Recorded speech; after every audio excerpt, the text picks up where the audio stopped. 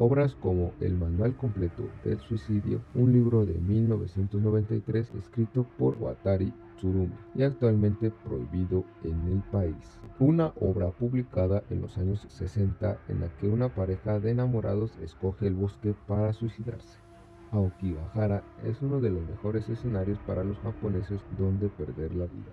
Aquí resulta difícil orientarse ante las imposibilidades de utilizar brújulas, GPS o teléfonos móviles. El rastro que dejan las personas que deciden morir se ve incluso antes de adentrarse en las profundidades.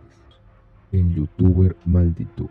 En el año 2018, el bosque de Aokigahara volvió a estar en boca de muchos. En un recorrido por el lugar, un famoso youtuber llamado Paul Logan subió un video para su canal en el que aparecía imágenes del cuerpo de una persona que colgaba de una cuerda.